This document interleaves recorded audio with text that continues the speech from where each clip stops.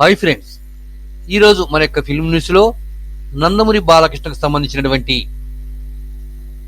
అదేవిధంగా ప్రశాంతి వర్మ చిత్రం గురించి ఒక ముఖ్యమైన విషయాన్ని మీ ముందు ఉంచుతున్నాను. ఇంతకీ ఏమిటన్న విషయానికి వస్తే, గతంలోనే ప్రశాంత్ వర్మ ఒక ఛానల్కి ఇచ్చినటువంటి ఇంటర్వ్యూలో నందమూరి బాలకృష్ణతో చిత్రం తీయబోతున్నట్లు, ఇప్పటికే నందమూరి బాలకృష్ణకి కథలు వినిపించినట్లు తెలియజేయడం జరిగింది. ఇప్పుడు అది స్పష్టంగా ప్రశాంత్ వర్మ తన యొక్క ట్విట్టర్ ద్వారా ఈ విషయాన్ని తెలియజేయడం జరిగింది. ఇంతకీ ఏమన్నారంటే, నందమూరి బాలకృష్ణకి ముఖ్యమైనటువంటి 2 స్టోరీస్ని వినిపించడం జరిగిందని, అందులో ఒక స్టోరీని నందమూరి బాలకృష్ణ ఓకే చేయడం జరిగిందని, ఈ కథని లీక్ చేయకుండా జాగ్రత్తగా ఉంచమని చెప్పినట్లు, ఈ కథని ఈ సంవత్సరంలోనే షూటింగ్ ని ప్రారంభిద్దామని ఆయన తెలియజేసినట్టు తెలిసింది.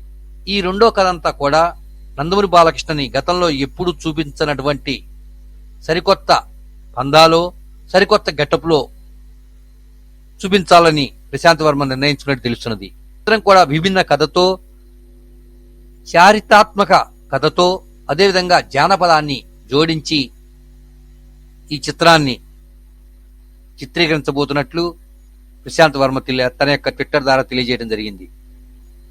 ప్రశాంత్ వర్మ వినిపించినటువంటి ఆ 2 కథల్లో ఏ కథని నందమూరి బాలకృష్ణ ఎంపిక చేశాడు అన్నది మాత్రం సస్పెన్స్ గా ఉండిపోయింది.